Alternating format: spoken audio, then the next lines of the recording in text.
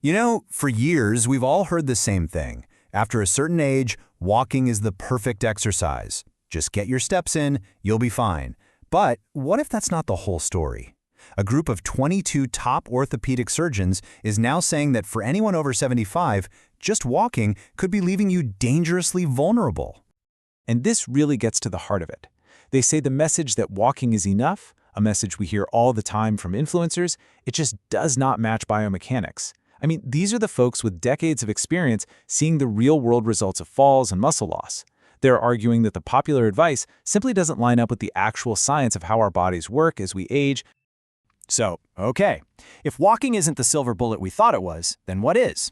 Well, that's what these surgeons set out to discover. They combed through hundreds of studies, they tested almost 300 different exercises, all to find out what really works. And they boiled it all down to just 5 key movements.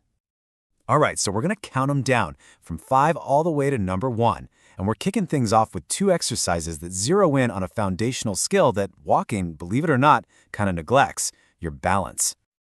Coming in at number 5 is heel-to-toe walking. Now I know, it might look a little silly, kind of like a sobriety test, right? But trust me, the science behind this simple move is absolutely fascinating, and it targets a critical system in your body that regular walking barely even touches. So what is that system?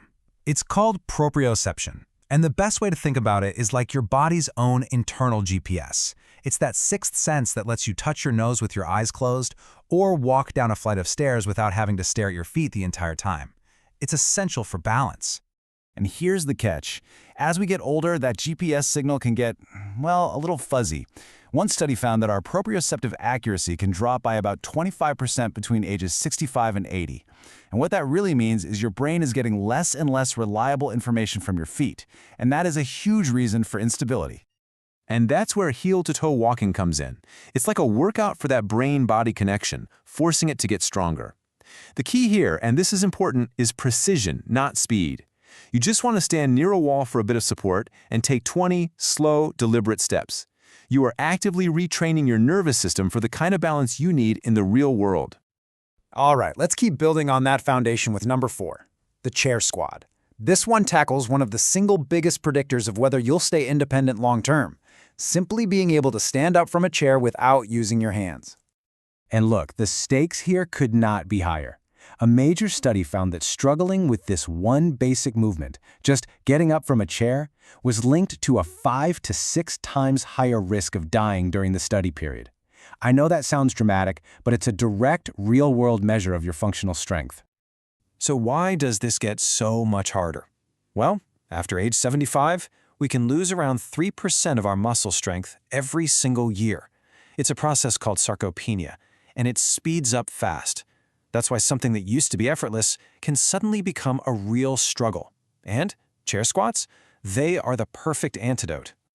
Now, to do this right, form is everything. Cross your arms over your chest so you're not tempted to cheat. Push up through your heels to stand. But here's the most important part: control the movement on the way down. Don't just flop back into the chair. That slow, controlled lowering, that's where all the muscle-building magic happens. Okay, halfway there. For exercises number 3 and 2, we're going to shift gears a little bit. We're moving from just raw strength to mobility and your ability to react, specifically by unlocking your hips. Number 3 is the standing hip circle, and this is an exercise that walking completely ignores. I mean, think about it. Walking only moves your legs forward and backward in this very limited range of motion. But what happens when you stumble sideways? That's when your hips have to save the day. And this chart, it really paints the perfect picture. You can see the problem. Hip mobility can drop by 20% between 65 and 80. But here's the solution. Studies showed that simple exercises like hip circles can boost your side-to-side or lateral stability by over 30%, and that is literally your body's ability to catch itself. So to do this, just stand by a wall for a little support, lift one knee up, and then slowly draw the biggest circle you can with it. Remember, the key is slow, controlled movement.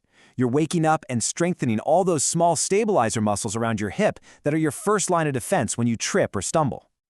Okay, get ready for number 2, because this one is a bit of a curveball. It's an exercise that builds incredible protective strength with absolutely zero movement. I'm talking about the isometric wall push. So why on earth would you do this?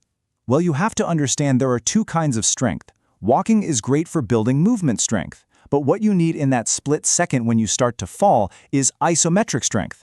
It's that instant, full-body bracing power to stop yourself cold.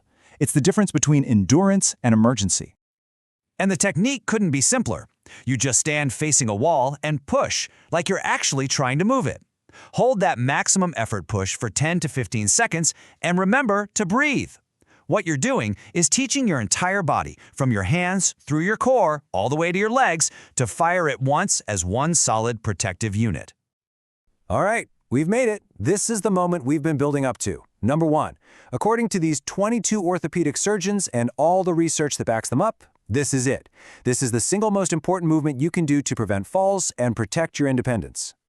And it is the single leg stance. Yep, that's it. Just standing on one leg.